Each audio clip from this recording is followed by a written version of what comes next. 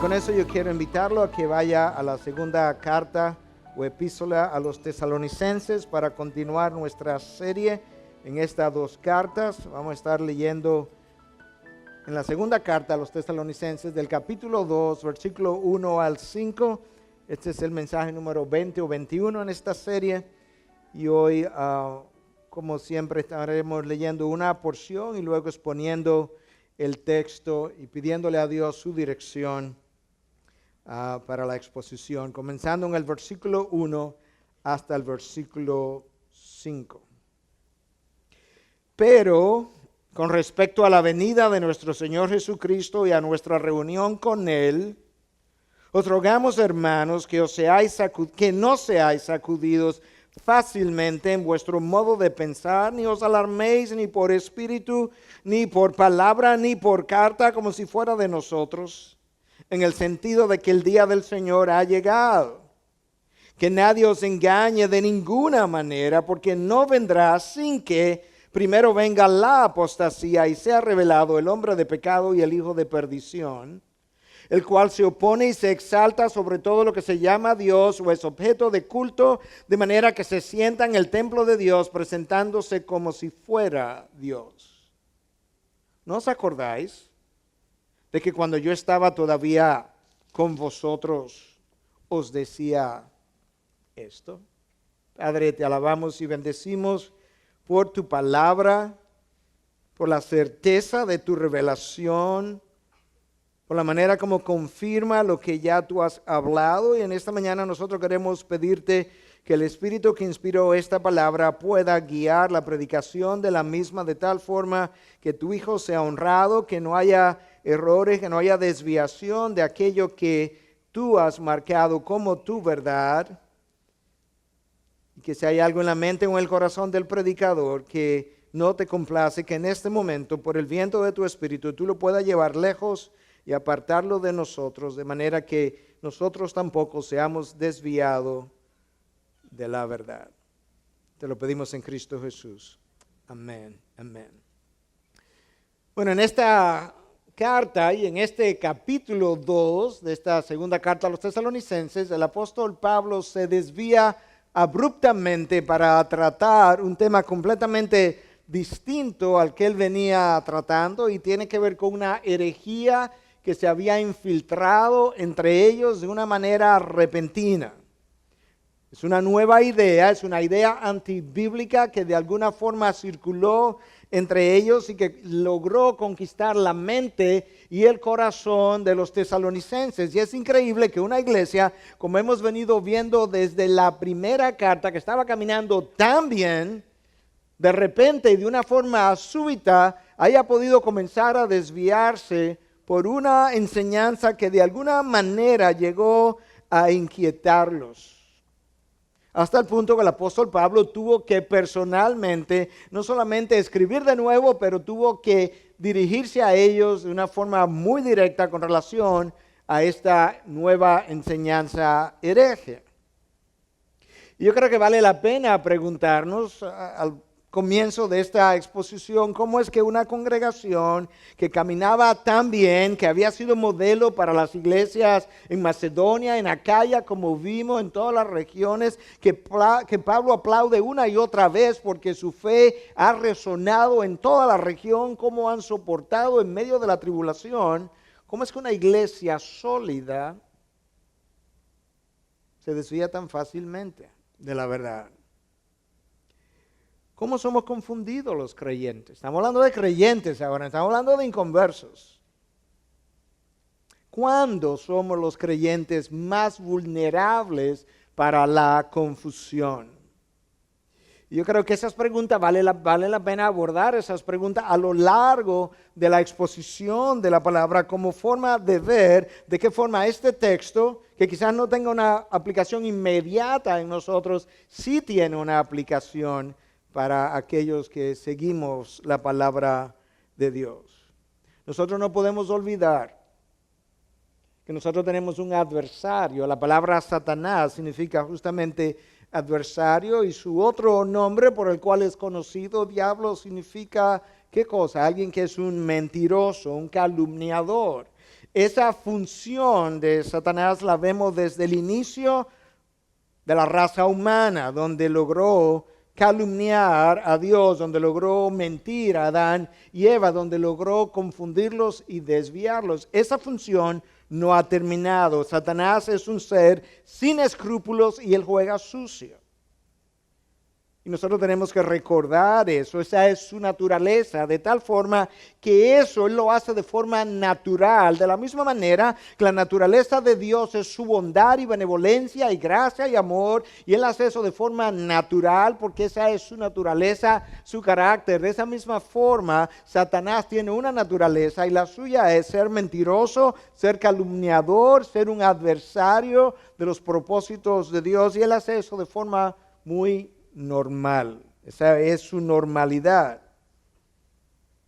Lamentablemente, con frecuencia Satanás nos convence de que mi adversario es mi propio hermano en la fe. Esa es una de las estrategias más eficaces que el enemigo ha usado contra el pueblo de Dios. Tu hermano en la fe no puede ser tu adversario porque él pertenece al mismo ejército.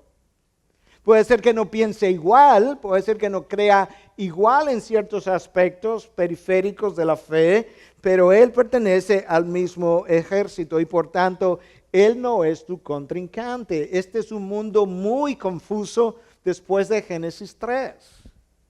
Esa es la razón por la que el Señor Jesús, cuando envió a sus discípulos, envió a los 70, les dice en Mateo 10:16, mirad, yo os envío como ovejas en medio de lobos.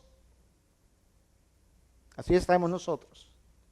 Por tanto, ser astutos como las serpientes e inocentes como las palomas. La astucia a la que Cristo nos llama no es aquella astucia maliciosa que engaña y manipula, pero es una astucia que está basada en la sabiduría de Dios y en el discernimiento de Dios.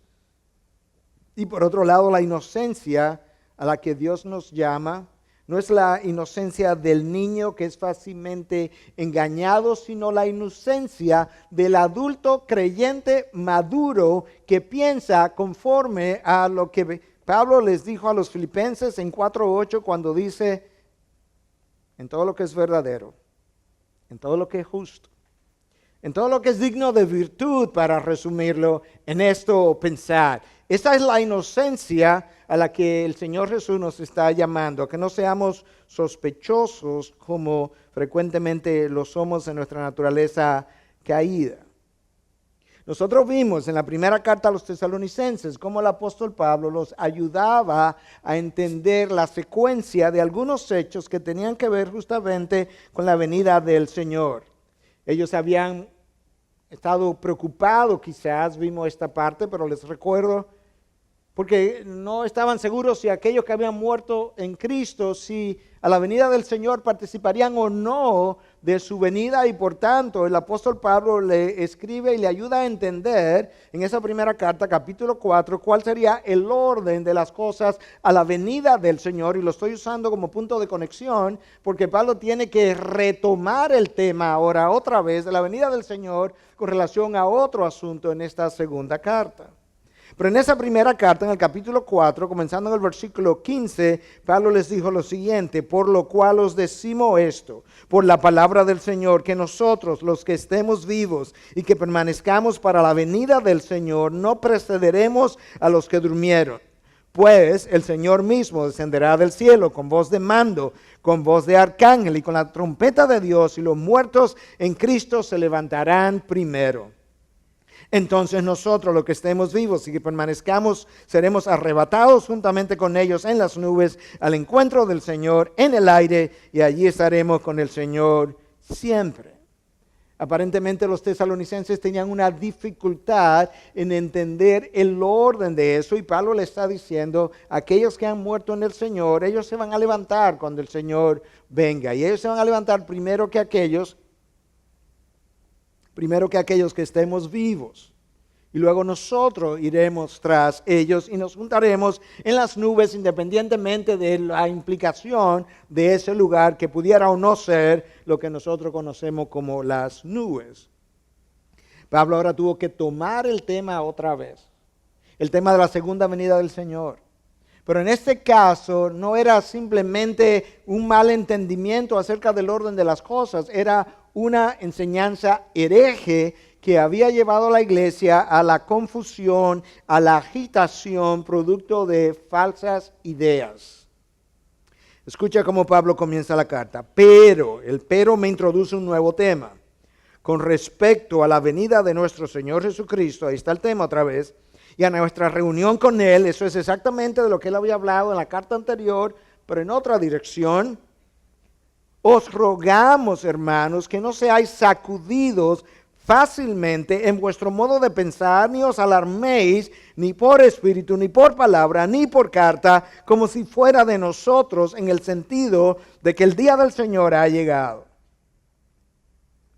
La primera carta era un simple entendimiento del orden de las cosas. En esta carta es una herejía no pequeña. Alguien había introducido la idea de que el día del Señor ya había llegado. Y esto tenía a los tesalonicenses confundidos y agitados, porque si eso era cierto, entonces lo que Pablo había enseñado, todo se fue a pique. Todo era una mentira. Porque resulta que ellos no habían visto a nadie levantarse de los sepulcros. Ellos no habían visto a nadie que estuviera vivo levantarse y juntarse con nadie, con el Señor en los cielos. Entonces, ¿qué ocurrió? ¿Vino el Señor y nos quedamos? ¿Vino el Señor y no hubo resurrección? Y estaban agitados. Pero la confusión aparentemente no fue pequeña por la palabra o las palabras usadas por Pablo en el lenguaje original. Ellos fueron sacudidos en su forma de pensar. Esto no fue en sus emociones simplemente, en su manera de pensar, en su razonamiento. La palabra ahí traducida como sacudidos hace alusión al viento o al movimiento de las olas, o peor aún, a un barco que había estado amarrado y ha sido alado de su amarradero y se ha ido al mar porque su ancla no lo sostuvo. Esa es la palabra que él está usando aquí, de tal manera que ellos habían sido anclados con la palabra y de alguna forma esta pequeña herejía, que resultó no tan pequeña, lo había arrebatado, lo había alado de su ancla, y ahora ellos estaban completamente ansiosos. Y eso ocurrió en su forma de pensar, no simplemente en su parte emocional. Obviamente, si nosotros somos sacudidos en nuestra manera de pensar, vamos a ser sacudidos a nivel emocional. Y por eso Pablo le dice inmediatamente después, no os alarméis. La mente está confundida, las emociones están alarmadas.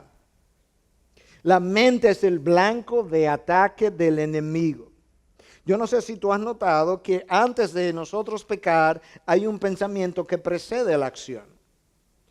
No importa si pecamos de palabras o si pecamos de acción, antes de tú decirle algo de una manera inapropiada a alguien, frecuentemente ha habido un pensamiento que te ha perseguido y donde quiera que tú ibas, ahí estaba la persona en tu mente. No importa para donde tú vieras, ahí estaba tú viéndolo a él o a ella. Bueno, en esta misma forma, esta idea de que el Señor vino probablemente los persiguió en su mente donde quiera que ellos iban. Y ahora, ¿cuál sería la conclusión lógica? Vino el Señor y nos quedamos. O vino Pablo, nos habló una cosa y no era verdad. ¿Cómo llegó esa idea hasta ellos? Bueno, Pablo mismo no estaba seguro. Escucha lo que él dice. No seáis sacudidos fácilmente en vuestro modo de pensar, ni os alarméis, ni por espíritu, ni por palabra, ni por carta, como si fuera de nosotros. Pablo no sabía exactamente cómo llegó. No sé si fue por espíritu, no sé si fue una revelación de un supuesto espíritu que le trajo esta revelación. O no sé si fue por palabra, alguien que vino y simplemente trajo una enseñanza y dijo que esta era la enseñanza verdadera. O no sé si fue una carta, eso es lo que Pablo está diciendo, que supuestamente venía de parte de nosotros. No os dejéis alarmáis, ni por espíritu, ni por palabra, ni por carta como si fuera de nosotros, independientemente de cómo llegar a la información, estaba causando estragos. Hoy en día surgen ideas nuevas todos los días, en ocasiones, frecuentemente, por espíritu, por una nueva revelación que alguien tuvo, por un viaje al cielo que el Señor me hizo, un viaje al infierno, todo tipo de cosas similares hemos escuchado y hemos leído incluso libros publicados en esa dirección. Gente que ha estado en esos movimientos, que ha salido de esos movimientos, que hoy en día no quiere venir a iglesias sanas porque los engañaron en dichos movimientos. Tenemos matrimonios separados en ocasiones donde uno viene y el otro no. Y cuando preguntamos, bueno, lo que pasa es que nosotros estábamos en este movimiento, en esta iglesia, y hoy en día fuimos tan engañados que mi esposa no se siente movido a venir a escuchar la palabra. Eso sigue pasando hoy. Pablo dice, no seáis sacudidos tan fácilmente. Aparentemente, no tomó mucho tiempo para ello confundirse. Esta herejía no tuvo que circular por mucho tiempo, sino que en corto tiempo ellos se habían confundido. Y yo creo que vale la pena preguntarnos a manera de aplicación, comenzando, ¿verdad?, a ver algunas cosas y luego aplicando otras. ¿Cómo es que una persona es confundida con facilidad, sobre todo por herejías? ¿Cómo es que sigue pasando? Hay grandes movimientos de esa naturaleza hoy, sigue pasando de la misma manera. Yo creo que hay varias razones. La primera es que no podemos olvidar que las herejías se originan en el adversario de Dios, nuestro adversario, el engañador, en Satanás mismo. Nosotros no podemos olvidar que ese es el hombre que fue donde Adán y Eva, que solamente habían oído una sola voz, la voz de Dios. Nosotros hemos oído múltiples voces, nosotros hemos oído voces múltiples de pastores ortodoxos que no necesariamente concuerdan siempre en algunos aspectos, incluyendo estos escatológicos. Hemos oído la voz de un John MacArthur, de un John Piper, de un Tim Keller, de un Don Carson. Ellos no necesariamente coinciden en algunas cosas periféricas de la fe, aunque obviamente todos coinciden en la centralidad de la fe, unidos por el Evangelio. Hemos oído esas voces, pero hemos oído también voces no ortodoxas, y ahora con todas estas voces es fácil de ser confundido. Y sin embargo, tú tienes que recordar que Adán y Eva solo habían escuchado una sola voz, y con la próxima voz que escucharon, sin tener una naturaleza caída, sin tener un entendimiento entenebrecido, sin tener un corazón de piedra y sin tener una voluntad esclavizada o por lo menos influenciada por el pecado, sin nada de eso, fueron confundidos. Con una segunda voz, en una sola conversación, con una sola pregunta. ¿Con qué Jehová dijo? De manera que tú y yo no estamos exentos ni somos inmunes a ser confundidos por el enemigo.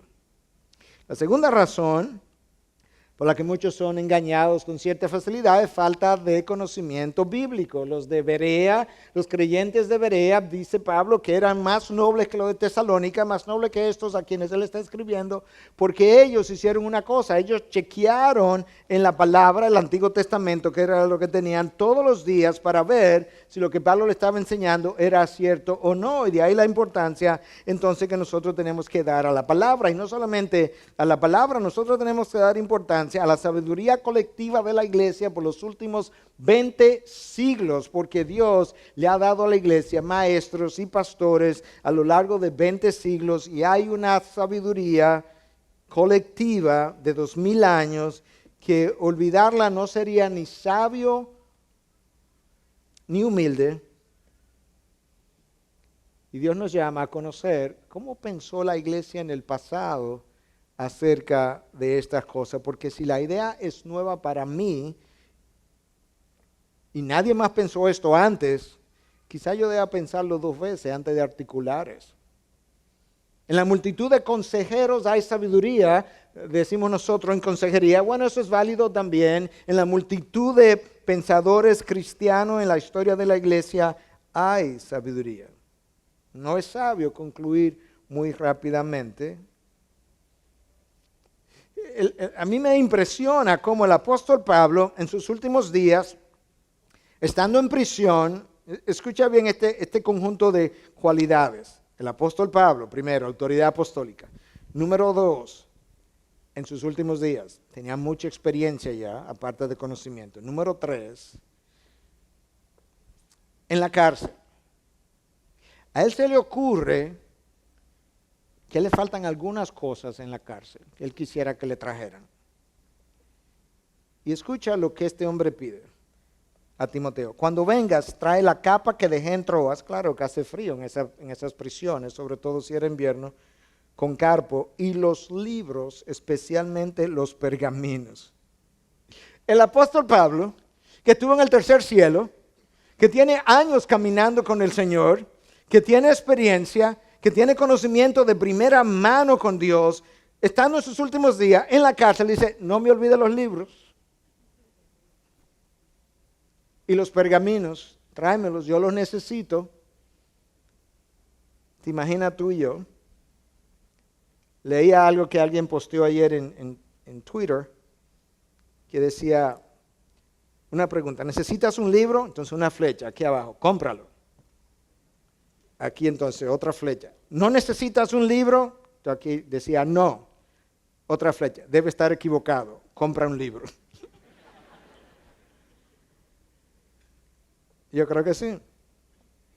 El apóstol Pablo ha estado en el tercer cielo. Nosotros necesitamos estar empapados y conocer sabiduría que Dios ha dado a otros para enseñarnos. Tercera razón por la que la gente es confundida con cierta facilidad es falta de experiencia en el Señor. No estoy hablando de la experiencia secular ahora, pero para ilustrarlo, por eso es que uno de los requisitos para el pastorado es que no debe ser un recién convertido. Dios no está prejuiciado con el recién convertido. Si él se muere, él va al mismo lugar que el que tiene 50 años en la fe. Pero Dios sabe que nosotros maduramos. Y cuando maduramos, no solamente tenemos más imagen de Cristo, tenemos más conocimiento de las Escrituras. Y ese mismo mayor conocimiento es que ha ido formando la imagen de Cristo en nosotros. Y yo puedo decir con facilidad que en el área escatológica, en la medida que los años pasaron, yo pude madurar mejor algunos de mi entendimiento temprano que yo tenía y que hoy puedo ver de una forma mucho más madura. Cuando nosotros envejecemos en el Señor, pues nosotros tenemos un conocimiento más balanceado de verdades que antes entendíamos, pero que estaban incompletas o estaban desbalanceadas. Y no podemos olvidar que esta iglesia es relativamente nueva. Estaba caminando muy bien, estaba muy centrada en el Evangelio. Su fe había sido esparcida por toda la región, pero Pablo apenas había estado allí hacía poco tiempo cuando él envió su primera carta, y poco tiempo después de la primera carta envió su segunda carta, de manera que estos son creyentes relativamente nuevos en la fe, y quizás eso pudo haber contribuido a su confusión también, y puede contribuir a nuestra confusión también. El apóstol Pablo tenía una preocupación continua por la posibilidad de que alguien se desviara de la fe, de la verdad, de la centralidad de aquello que el Señor Jesús le había pasado y que él estaba enseñando. Escucha cómo él escribe a los Corintios en su segunda carta, en el capítulo 11, versículos 3 y 4. Pero temo, el apóstol Pablo, temo que así como la serpiente con su astucia engañó a Eva, él se va al jardín del Edén. Dice, yo temo que de la misma manera que la serpiente, Satanás, trabajó en el jardín del Edén en Eva, vuestras mentes, Corintios, sean desviados de la sencillez y pureza de la devoción a Cristo. Porque si alguien viene y predica a otro Jesús a quien no hemos predicado, o recibís un espíritu diferente que no habéis recibido de parte mía, o aceptáis un evangelio distinto que no habéis aceptado de parte mía, bien lo toleráis. Pablo está con los corintios pensando algo similar quizás a como él estaba pensando con los tesalonicenses, como cuando le dice, pero ¿cómo fueron tan confundidos tan fácilmente? Pablo le dice a los corintios, alguien viene y trae otro evangelio, trae otro espíritu, trae a otro Jesús que nosotros no hemos predicado y vosotros los toleráis. ¿Cuál es el problema? Como dirían en inglés, what's the matter with you? Los tesalonicenses estaban alarmados, confundidos, dudosos, probablemente ansiosos. Porque Pablo está diciendo, no os alarméis. Si está alarmado, está ansioso. Y entonces él trata de una manera pastoral. Esta carta no es pasar información con un calendario de cuándo va a ocurrir una cosa, cuándo va a ocurrir otra cosa. No, esto es una carta, recuerda, es una carta. Esto no es un curso de escatología, aunque tiene información precisa de escatología, pero esto no es un curso de escatología tratando de precisar un calendario. Esto es una carta pastoral tratando de calmar a individuos que están ansiosos. Y por tanto, ese es el tono, y así nosotros tenemos que verla en ese tono. Escucha lo que él les dice entonces, tratando de calmar esas emociones. Versículo 3, que nadie os engañe en ninguna manera. En el original eso suena como un negativo doble. Que nadie os engañe de ninguna manera, de ninguna forma, de ningún modo, por ningún método. Algo así. Porque no vendrá sin que primero venga la apostasía. Y se ha revelado el hombre de pecado, el hijo de perdición, el cual se opone y se exalta sobre todo lo que se llama Dios o es objeto de culto, de manera que se sienta en el templo de Dios presentándose como si fuera Dios. La instrucción pastoral de Pablo es sencilla, que nadie os engañe, chill out, relájate, tranquilo, porque el día del Señor no va a venir hasta que no ocurran dos cosas. De manera que si esas cosas no han ocurrido, el día del Señor no ha llegado. Eso es lo que le está tratando de decir. Y él presenta aquí, más adelante en el próximo mensaje continuaremos abundando, pero él presenta aquí los dos eventos que han de preceder la venida del Señor. La apostasía y la aparición en escena de un hombre que él llama el hombre de pecado, el hijo de perdición. Si esas dos cosas ocurren simultáneamente, la apostasía y la aparición del hombre de pecado, o si la apostasía aparece primero y el hombre de pecado sigue después, no está claro desde el punto de vista del lenguaje, pero es mi impresión que la apostasía es un movimiento que prepara el terreno para poder recibir fácilmente al hombre de pecado, al hombre malvado, cuando él haga su aparición. Como son dos eventos que deben ocurrir antes de la venida del Señor, y esta venida del Señor es algo que ya, de lo cual ya él habló en la primera carta y ahora está hablando de nuevo. Esto es un evento importante, y si es importante para Pablo es porque fue importante para Dios, porque quien inspira estas palabras es Dios mismo, y si es importante para Dios, tiene que ser importante para la iglesia de hoy. Dos eventos, la apostasía y la venida del hombre de pecado. Hablemos del primer evento. La palabra apostasía en el griego es exactamente igual, suena igual, apostasía. Y significa originalmente, en esencia, una rebelión. No tenía originalmente una implicación religiosa o cristiana, es una rebelión contra una autoridad establecida o un sistema establecido. Pudiera ser un gobernante, pudiera ser un rey, pudiera ser un emperador. Y en el primer siglo se conoció mayormente como una rebelión o una revuelta política o una deserción. La palabra apostasía, tal como está, no el verbo, sino la palabra, básicamente aparece dos veces en el Nuevo Testamento aquí y en el libro de los Hechos, capítulo 21, donde literalmente significa eso, apartarse de la fe. Para los fines que estamos viendo en el Nuevo Testamento, la apostasía implica una de dos cosas. O un distanciamiento de doctrinas cardinales de la fe, como decir mañana que Cristo no es Dios, o un repudio completo a una fe, a la fe cristiana que habíamos abrazado y que ahora yo le he dado la espalda y digo no creer en ella. Y quizás si piensa de esa manera, el primer apóstata de la fe cristiana registrado que podemos pensar es Judas. Él estuvo ahí, él era el tesorero del movimiento. Él aparentemente abrazó estas verdades. Cuando Cristo los envió de dos en dos, ahí fue Judas. Y en un momento dado Judas se volteó y presentó su verdadera cara. Así sigue ocurriendo en todas las iglesias del Señor hoy en día. Si eso es lo que una apostasía significa, alguien pudiera preguntar entonces cuál es la diferencia entre las apostasías anteriores y esta otra apostasía que ha de venir antes de la venida del Señor. Ciertamente las apostasías han ocurrido desde el siglo I, desde el siglo I, siglo II, siglo III, se pueden identificar. El arianismo ocurrió en el siglo IV, año 300 y tanto, y fue una apostasía. Negaba la divinidad de Cristo de parte de gente que estaba en el movimiento cristiano. Entonces, ¿cuál sería la diferencia entre aquellas, muchas, y esta de que habla Pablo?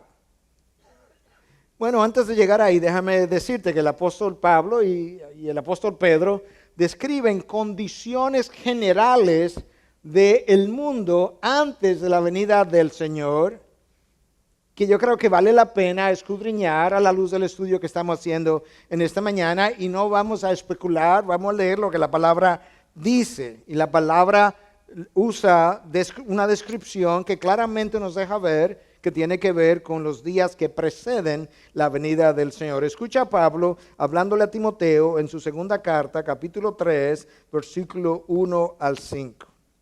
Pero debes saber esto, que en los últimos días, ahí está la frase clave, en los últimos días vendrán tiempos difíciles, porque los hombres serán amadores de sí mismos, avaros, jactanciosos, soberbios, blasfemos, desobedientes a los padres, ingratos, irreverentes, sin amor, implacables, calumniadores, desenfrenados, salvajes, aborrecedores de lo bueno, traidores, impetuosos, envanecidos, amadores de los placeres en vez de amadores de Dios, teniendo apariencia de piedad, pero habiendo negado su poder. A los tales evita. ¿Oíste eso?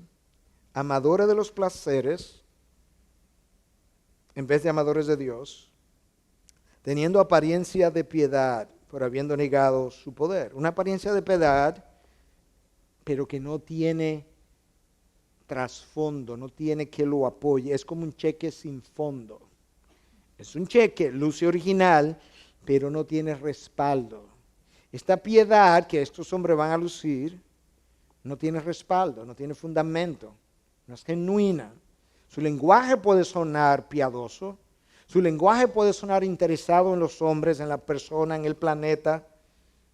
Hombres que hablarán de hacer el bien, hombres que quizás hablen de valores morales, de igualdad, de justicia, de derechos. Hombres que a la luz de la humanidad nos van a sonar muy piadosos. Y hoy en día vemos a mucha gente con un lenguaje muy piadoso, hablando y levantando valores morales aparentemente en alto, mientras al mismo tiempo tienen un estilo de vida que niega completamente el diseño del Creador. Condiciones generales de antes de la venida del Señor. El apóstol Pedro no se queda atrás. En su segunda carta, capítulo 3, versículo 3 y 4, él describe por su lado estos tiempos. Ante todo, saber esto, que en los últimos días, ahí está la frase otra vez, vendrán burladores con sus sarcasmos, siguiendo sus propias pasiones. Ahí está la frase otra vez. Amadores de pasiones, decía Pablo. Pedro dice, siguiendo sus propias pasiones y diciendo, ¿dónde está la promesa de su venida? Porque desde que los padres durmieron, todo continúa tal como estaba desde el principio de la creación. Van a aparecer hombres que no solamente van a negar la palabra, se van a burlar de la palabra, se van a burlar de las promesas, se van a burlar de las profecías aún por cumplirse. Y ahora el apóstol Pablo, entonces, escribiendo a los tesalonicenses, les dice, no se inquieten, porque antes de que venga el Señor, ocurrirá la apostasía. Nota que Pablo no dice una apostasía. Todas las anteriores habían sido una apostasía más. Esta es algo que tiene el artículo definido delante, la apostasía. Y aunque ninguno de nosotros puede tener claro lo que esto significa, evidentemente se estaba refiriendo a un tipo de apostasía particular. Y a la verdad es que ninguno de nosotros sabe cuándo el Señor viene ni cuán cerca está el Señor. De manera que cuando yo diga alguna de las cosas que voy a decir aquí y en el próximo mensaje, por favor, hágame un favor grande. No vaya y diga por ahí que el pastor Núñez estaba prediciendo la venida del Señor. Yo sé que viene y ojalá sea pronto. Yo no sé cuándo todavía. Pero Maranata, ven Señor Jesús. Pero sí yo voy a decir algo, que yo creo que es fácil de ver y fácil de probar. Muy fácil, si no, no me atrevería a decir. En esencia, nosotros estamos frente a una enorme apostasía en dos grandes áreas. Una tiene que ver con la experiencia del Espíritu y la otra tiene que ver con la redefinición de la masculinidad y feminidad. Por favor, no diga que yo dije que esta es la apostasía que está a punto de, inmediatamente antes de la venida del Señor, porque yo no lo sé. Pero yo sí te voy a decir que no ha habido, y eso es fácil de ver y de probar y de comparar, no ha habido nunca antes en la historia una apostasía de dimensión mundial como la que tenemos hoy. Si pensamos en el primer renglón, en la experiencia del Espíritu, todo el movimiento de la risa santa y los ladridos santos y conversión de agua en vino y sopladera de personas que se caen al piso y gente que proclama cosas porque entiende que en las palabras hay poder y la Iglesia Universal del Reino de Dios con su programa Pare de Sufrir, ese solo movimiento, hermanos, tiene iglesia en no menos de 200 naciones. Un movimiento. Y el movimiento de apóstoles y profetas, y el movimiento de señales y prodigios, y el movimiento del Evangelio de la Prosperidad, todo eso pertenece a un mismo saco.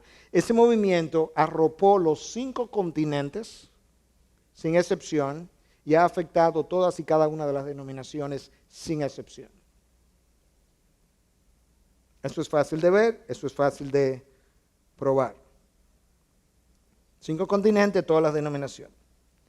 Y la otra área, más reciente, pero que está aquí frente a nosotros, es el movimiento de la redefinición de la sexualidad humana, donde tenemos, tiene que darme un minuto para entender por qué yo lo menciono aquí, donde tenemos este mes, el mes del orgullo gay, amparado en nuestro país por el embajador de la nación más poderosa de la tierra.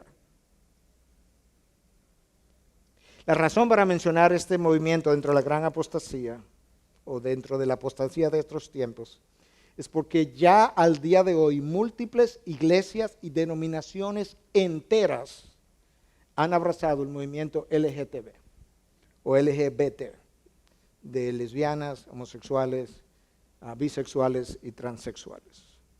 Algunas denominaciones enteras lo han abrazado el día de hoy, abandonando el diseño de nuestro Dios. Cuando el Señor viene, yo no lo sé, ni nadie lo sabe en este momento. Pero hay cosas que el Señor dice que precederán a su venida. Hay 2 cosas que yo pudiera decir. Una, por la palabra de Dios, y es que el Nuevo Testamento habla tanto de parte de Cristo como de parte de Pablo y Pedro de señales que precederían a su venida. Eso lo podemos decir por la palabra. Y lo otro que podemos decir, con toda tranquilidad, es que estamos frente a la más grande apostasía. Estoy hablando de gente que estaba en el seno de la iglesia que ahora ha abandonado la fe. El no creyente que abraza esos movimientos y corrientes, él no es un apóstata. Tú tienes que estar dentro para apostatar. Estamos frente al más grande movimiento apóstata de todos los tiempos, en los 20 siglos de la fe cristiana. Segunda señal, que se ha revelado el hombre de pecado, el hijo de perdición, el cual se opone y se exalta sobre todo lo que se llama Dios o es objeto de culto, de manera que se sienta en el templo de Dios, presentándose como si fuera Dios. La traducción de este hombre de pecado que aparece en la Biblia de las Américas, en la Reina Valera del 60, no es la mejor traducción de esa frase en el original. De hecho, creas o no, la Nueva Traducción Viviente tiene una mejor traducción porque le llama el hombre de anarquía que trae destrucción. Eso es exactamente como la ESV en inglés lo tiene y como el New American Standard Bible lo tiene. The lawlessness o the lawless one. The man of lawlessness. El hombre sin ley. El hombre de anarquía. And the son of destruction. Y el hijo de destrucción. Eso es como el lenguaje original lo tiene. Y esa traducción, el hombre de anarquía de la Nueva Traducción Viviente, es la correcta anarquía. Es un hombre que no se somete a ninguna ley de ninguna persona, de ninguna autoridad. Él es su propia autoridad. Daniel 8:23 lo describe como un insolente. El libro de Apocalipsis, el libro de Juan, autor de Apocalipsis, autor de sus cartas, lo describe como el anticristo. Pablo aquí lo describe como alguien que se opone y se exalta sobre todo lo que se llama Dios o es objeto de culto. ¿Tú oíste eso? Este no es un hombre que se va a exaltar simplemente en contra del Dios de los cristianos, sobre todo lo que se llame Dios y cualquier cosa que sea objeto de culto, de manera que él va a reclamar culto exclusivo. Es un hombre anárquico, sin ley. Segundo, se sienta en el templo de Dios presentándose como si fuera Dios. Aquí ha habido múltiples discusiones de quién es ese hombre. Todos los académicos están de acuerdo que el hombre que mejor tipificaría a esa persona está en el pasado. Y ese es el problema, que está en el pasado y Pablo está hablando de un hombre en el futuro. Pero en el pasado la persona que mejor tipifica a este hombre de pecado, este hombre de anarquía, es Antíoco IV, que invadió Jerusalén, invadió el templo de Jerusalén, entró al templo, estableció allí un altar al dios Zeus, sacrificó un puerco en el altar, en el lugar santo, en el lugar santísimo, prohibió la adoración a Jehová, y la mayoría de los académicos entienden que él sería la persona que mejor tipifica a quien este hombre pudiera ser. El problema es que este hombre existió 168 años, ocurrió este evento antes de que Cristo viniera, y Pablo le está diciendo a los tesalonicenses, no te preocupes, que antes de que el Señor venga, tiene que ocurrir esto, de manera que eso tiene que ser algo futuro. Otros han pensado en Calígula, otros han pensado en Nerón. Calígula mismo trató de establecer una esfinge, una figura de él en el templo de Jerusalén y que pudiera ser adorado. Afortunadamente él fue muerto antes de que ocurriera tal cosa. Otros lo han relacionado con Pompeyo, el general romano que conquistó Palestina en el año 63 a.C. El problema es que todos esos personajes corresponden al pasado. Y donde muchos de los académicos se quedan es en decir, el personaje que mejor lo tipifica es Antíoco IV, pero está en el pasado, por tanto no sabemos. Pero algunos se atreven a decir, y es la posición que yo tengo igual, que el templo que hoy no está construido en Jerusalén será construido otra vez. Eso no es tan alado por los moños. En el año 1990, la revista Time publicó planes del templo futuro y 200 instrumentos musicales ya construidos para ser tocados en el templo cuando se construya. De manera que eso no es algo ni siquiera especulativo. La pregunta es, obviamente, si va a pasar y si va a pasar cuándo y si va a pasar dónde. Pero de que esos planes existen, de que instrumentos musicales han sido construidos y que entonces quizás Antíoco IV tipifica una figura similar en un tiempo futuro que pudiera ocupar una posición similar a lo que él hizo en el pasado. Ahí donde está un John MacArthur y otros, y esa es la posición donde yo estoy también. Yo creo que el tiempo nos dirá, y si no a nosotros, a la próxima generación, y si no a esa generación, a la próxima generación, que podrá ver con mayor claridad. De una cosa yo estoy seguro, y es que la generación que sea que preceda la venida del Señor, cuando ocurra, podrá mirar hacia atrás y podrá decir, pero si estaba tan claro, no sé cómo no lo vimos. Como hoy nosotros miramos hacia atrás y decimos en el Antiguo Testamento, ¿y cómo es que esta gente no lo vio? Porque estaba tan claro.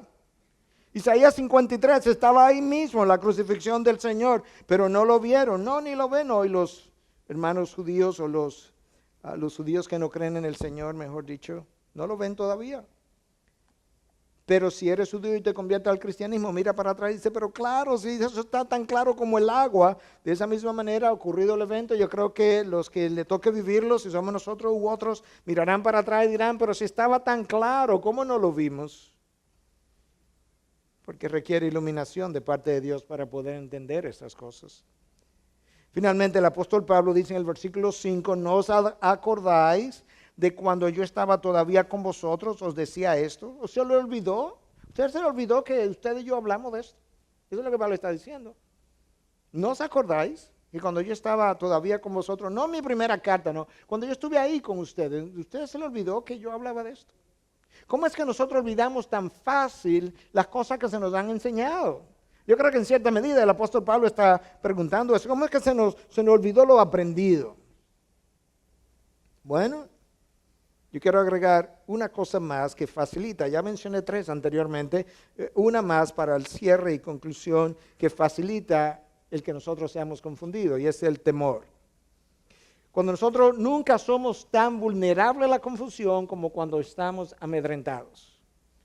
Y en parte eso es el mensaje final con el que yo quiero dejarte de manera pastoral, es que no temas, porque Dios está en control de todos los acontecimientos. No importa cómo se llama el individuo de anarquía, el hombre de destrucción, el hombre de perdición, no importa lo que él tenga como planes, todo lo que él planifique, piense o vaya a hacer está bajo la cronología de nuestro Dios que él controla, y las cosas marchan, la historia marcha al paso de nuestro Dios. Él hace la historia, él escribe la historia, él controla la historia, él me tiene dentro de la historia, él me introdujo en la historia, él me saca de la historia, me usa en la historia. Dios es a quien yo tengo que seguir, a Dios en quien yo tengo que confiar. Él es nuestro comandante en jefe. No importa si se trata de cosas del futuro o no, yo necesito confiar en nuestro Dios. Porque si no confío en nuestro Dios, la falta de confianza me lleva al temor, y el temor me lleva a pensamientos catastróficos. En consejería vemos eso, y vemos a alguien que dice, por ejemplo, nadie me entiende. Es un pensamiento catastrófico, porque en el mundo entero no hay nadie que te entienda. Hay que mudarte de planeta. O ya yo lo probé todo, yo no voy a traer a mi esposo aquí, ya yo lo probé todo. O sea, viste a todos los consejeros de vida y por haber de este mundo. No, es un pensamiento catastrófico. Nadie ha podido ayudarme. ¿Cuántos ha visto? 3. Oh, yo creía que eran nadie. 3. En República Dominicana nada más hay 10 millones de personas, pero 3 es todo el mundo. El temor nos lleva a pensamiento catastrófico. Y esto fue como un pensamiento catastrófico. Ya vino el Señor, ya se fue, nos quedamos. No hay nada más que esperar. Eso como catastrófico, para mí sería catastrófico pensar eso. Si yo pensara ahora mismo, en el día de hoy, que ya el Señor vino por segunda vez, yo no sé dónde yo estaría, pero no en este púlpito. Porque eso sería como una catástrofe para mí. ¿Y qué pasó? Creí en una cosa que no era. Y Pablo dice, pues ya se le olvidó lo que yo le enseñé. Yo hablé de esto cuando estaba con ustedes. Yo hablé de la apostasía, yo hablé del hombre de pecado. Eso no ha pasado. Tranquilo. Hermanos, tiempos difíciles se aproximan. Tiempos difíciles están aquí. No tienen que aproximarse, ya están. Si usted no se ha dado cuenta, vaya a vivir la vida entonces, porque no hay que hacer mucho para darse cuenta que estamos frente a tiempos difíciles. Y la única manera de nosotros esperar es agarrado de nuestro Dios. Y nosotros tenemos que recordar, mientras nos agarramos de nuestro Dios, que Él es quien orquesta nuestros eventos. Tú no puedes olvidar que Dios protegió a Noé y a su familia en medio de una inundación planetaria. ¿Tú te imaginas un planeta inundado en agua y una familia, solamente una familia salva? Ese es nuestro Dios. Tú no puedes olvidar que Dios hizo llover fuego sobre Sodoma y Gomorra, pero sacó a la familia de Lot de allí y la salvó. Tú no puedes olvidar que la nación hebrea, cuando huía, estaba perseguida por los egipcios, y cuando no había lugar para dónde escapar y tenían un mar delante, Dios abrió el mar. ¿Cuántas veces en la historia Dios ha abierto el mar? Una, para su pueblo. en un momento donde él pensó darle salvación.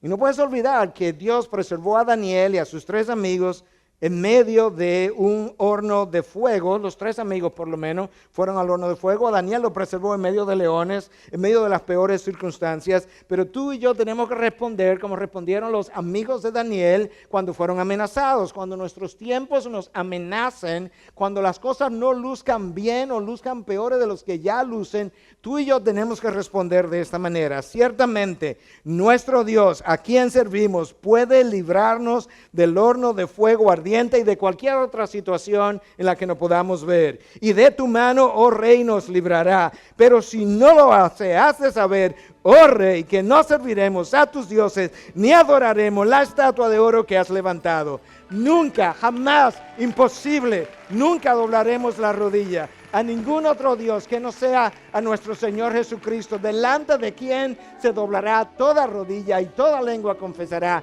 que Él es Señor sobre cielo y tierra, y Él es tu Redentor. A Él tú sirves, Él es tu protector. Toda autoridad le ha sido dada, y no temas que Él estará con vosotros hasta el último día. Padre, gracias.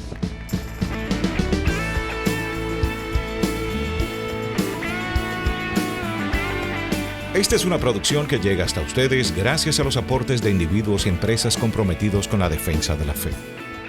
Para más información, preguntas y comentarios, visite nuestra página de internet www.integridadysabiduría.org.